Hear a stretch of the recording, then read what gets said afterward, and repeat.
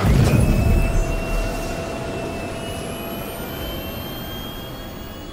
systems online.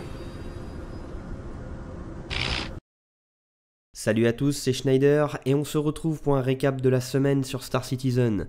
Première question du Calling All Devs pour Dan Truffin, est-ce que les PNJ dans nos vaisseaux devront manger et dormir ou est-ce qu'ils passeront leur temps à leur poste? Chris Roberts avait parlé de ça il y a quelques années, donc est-ce que c'est toujours prévu? Oui, ils auront bien un cycle de vie durant lequel ils alterneront les phases de travail et les phases de repos. Et évidemment, quand ça sera possible, les PNJ ayant le même rôle alterneront les phases de travail et de repos, de sorte à ce que certains se reposent quand les autres seront à leur poste, comme les marins ou les sous-mariniers sur leur bâtiment. En tant que capitaine du vaisseau, vous pourrez donner l'alerte de sorte à ce que tous les membres d'équipage aillent à leur poste de combat, mais cette phase engendrera évidemment une hausse du stress, de la faim, de la soif, de la fatigue et une baisse du moral et de l'hygiène s'ils restent tous en alerte tout le temps. Il faudra donc utiliser cet ordre avec parcimonie et remettre en vigueur l'emploi du temps normal assez rapidement pour le bien de votre équipage. Deuxième question pour Chad McKinney, quand est-ce qu'on pourra conserver les réglages de nos vaisseaux comme les écrans, les groupes d'armes, les leurres, les configurations d'allocation d'énergie, etc. Pour ce genre de choses, tous les outils liés à la persistance sont déjà en place, mais ça revient aux équipes en charge des différents éléments du jeu de s'en servir, et en l'occurrence, l'équipe en charge des vaisseaux a sûrement d'autres priorités. Dernière question pour Kirk Tom, est-ce qu'on pourra un jour rehausser les sièges de nos vaisseaux? Ça va être compliqué car ça pose plein de problèmes. Si un siège est rehaussé, dans certains cas, le joueur assis dessus ne verra plus les écrans multifonctions de son cockpit.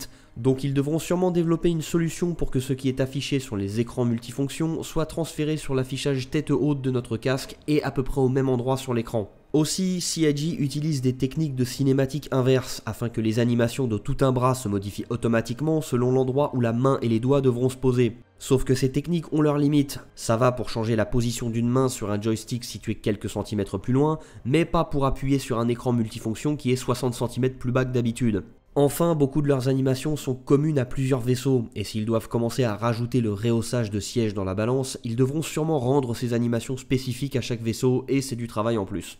Le lore post de mardi présentait le système Kill. Il a été découvert en 2514 par un capitaine de vaisseau de raffinage de carburant qui opérait dans le système Adrian et qui avait pris l'habitude de toujours passer par des routes différentes afin que son équipage évite de tomber dans la monotonie et reste vigilant. Jusqu'au jour où leurs scanners ont indiqué la présence d'un point de saut derrière lequel ils ont trouvé un nouveau système avec 6 planètes et une ceinture d'astéroïdes. A l'époque, l'agence de cartographie spatiale de l'Empire n'existait pas, donc ce sont des explorateurs militaires qui ont été responsables de l'analyse du système, et ils sont vite arrivés à la conclusion que seule la 3e planète du système pourrait être habitée. Pendant le processus de terraformation, 2 points de saut furent découverts dans ce système vers les systèmes Baker et Horus. Bien que pas encore habité, Kill s'est retrouvé être le carrefour de l'expansion humaine dans cette zone de l'espace et s'est rapidement développé grâce à sa ceinture d'astéroïdes riche en minerais. La situation du système a drastiquement changé en 2542 quand un point de saut vers l'espace Xi'an a été découvert dans le système Horus, lui-même relié au système Kill. L'humanité étant en froid avec les Xi'an depuis 12 ans, Kill s'est donc retrouvé au bord du rideau de fer qui séparait nos deux civilisations. Et l'UPE a rapidement changé ses plans pour le système Kill. Comme pour les systèmes Baker et Castra à la même époque, le système s'est très largement militarisé en prévision d'un futur conflit, au détriment des entreprises privées qui pensaient pouvoir faire des affaires dans ce système. Ivar Messer, nouvellement arrivé au pouvoir et jouant sur la peur des Xi'an, fit injecter des milliards de crédits dans le développement d'installations militaires dans ce système. La présence de l'armée dans le système Kill joua également un rôle dans le maintien de l'ordre sur Terra, un important système voisin, et pour tuer dans l'œuf tout mouvement séparatiste. En 2638, le sénateur de Terra qui était ouvertement pour une sortie de l'UE a mystérieusement disparu après avoir proposé un projet de loi allant dans ce sens. Encore aujourd'hui, la rumeur persiste qu'il a été enlevé et ait fini ses jours enfermé dans une prison secrète sur Kill 2. Quand la guerre froide avec les Xi'an a pris fin à la fin du XXIe siècle, la présence militaire dans le système Kill s'est fait plus discrète. Malheureusement, la plupart des ressources du système ayant été exploitées par l'armée pendant plusieurs siècles, et la plupart des habitants étant des militaires désormais réaffectés ailleurs, attirer des entreprises privées pour redynamiser l'économie de Kill s'est révélé être très compliqué. Les choses ont commencé à changer en 2903 quand Jon Atsur, le nouveau gouverneur de Kill 3, a décidé de proposer les anciennes installations de l'armée à des entreprises qui pourraient les exploiter. Robert Space Industries a donc installé une usine de production de propulseurs sur Kill 3, ça a créé de l'emploi, les ouvriers ont afflué en masse sur cette planète où le coût de la vie était déjà peu élevé, ça a redynamisé le marché de l'immobilier et ça a fait boule de neige quand d'autres entreprises aérospatiales ont décidé d'imiter Robert Space Industries. La planète n'ayant pas vraiment d'histoire ni d'identité, Jon Hatsur a voulu lui en donner une et a misé sur le bien-être de ses habitants. De nombreux bâtiments militaires ont été détruits pour laisser place à des espaces verts et des champs cultivables. Enfin, la dernière grande réussite de Jon Hatsur pour le développement de Kill 3 date de 2916 et a consisté à convaincre les dirigeants de l'Intergalactic Aerospace Expo de faire de ce système son lieu d'exposition annuel, grâce au gigantesque hangar hérité de l'époque où Kill était militarisé. Évidemment, le nombre d'hôtels et de restaurants dans la capitale n'ont pas cessé d'augmenter depuis cette date. Kill a été reconnu par le Sénat de l'UE en 2937 et fait aujourd'hui partie des 10 planètes de l'UE les plus agréables à vivre. À part ça, Kill 2 renferme toujours beaucoup de mystères, puisque si des scans révèlent la présence de ressources minières, l'accès est formellement interdit par l'armée qui y a sûrement encore des bases. Jeudi, l'épisode d'Around the Verse est revenu sur les progrès des mises à jour 3.4 et 3.5, mais avant, Chris Roberts a parlé brièvement de l'avant-poste de Jumptown sur Yela. C'est un avant-poste caché qui permet d'acheter une drogue nommée la Widow, et les joueurs se sont rendus compte que c'est actuellement le moyen le plus rapide de se faire beaucoup d'argent.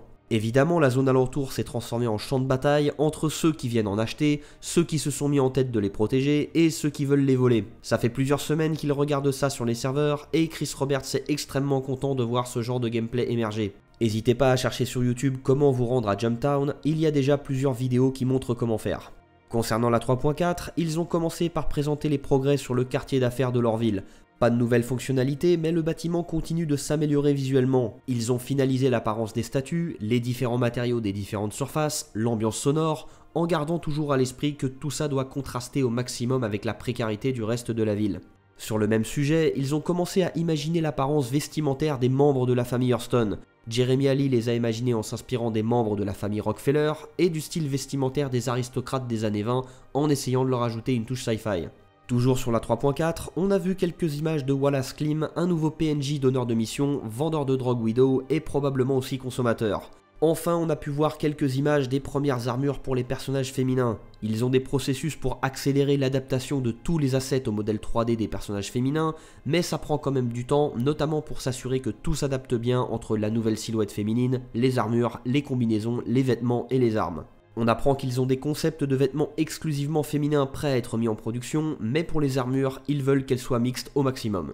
Sur la 3.5, on a pu voir une nouvelle version d'Arc Corp en face de White Box. Ils ont amélioré leur technologie de planète procédurale pour l'adapter aux planètes recouvertes de bâtiments et ont décidé d'améliorer ce qu'on a vu à la CitizenCon 2017 avec ce qu'ils ont appris à faire grâce à la création d'Hurston. D'ici sa sortie, normalement en mars prochain, on verra donc des bâtiments plus nombreux, plus détaillés et surtout plus grands.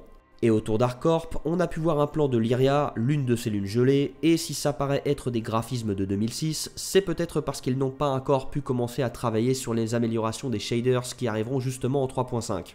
Enfin, on a pu voir quelques images de Microtech qui arrivera à la fin de l'année prochaine. Cette planète du système Stanton offrira des environnements gelés à cause d'un accident durant sa terraformation.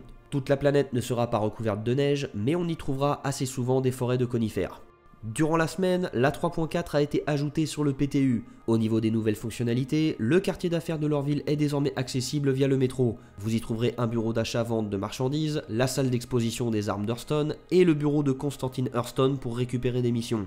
Wallace Klim, le nouveau PNJ donneur de mission, a été ajouté sur Lesky. De nouvelles missions de livraison, de patrouille et d'assassinat ont été ajoutées sur Hurston, ainsi que le bunker souterrain qu'on a vu à la CitizenCon. Au niveau des vaisseaux, on a droit à la variante tourisme du 600i, les variantes du Freelancer et le Anvil Hawk. Enfin, sur l'interface avec l'utilisateur, on peut désormais scanner des points de saut quantiques, ils ont commencé à implémenter un système de visée pour cibler les composants d'un vaisseau, et ils ont ajouté des indicateurs de direction du vaisseau pour les artilleurs et de direction de la tourelle pour les pilotes.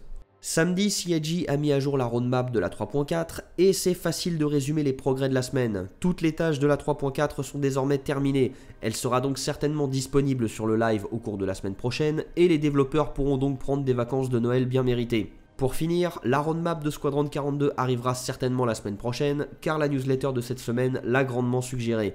C'est la fin de cette vidéo et j'espère qu'elle vous a plu. Sur ce, je vous dis à dimanche prochain et d'ici là, portez-vous bien citoyens.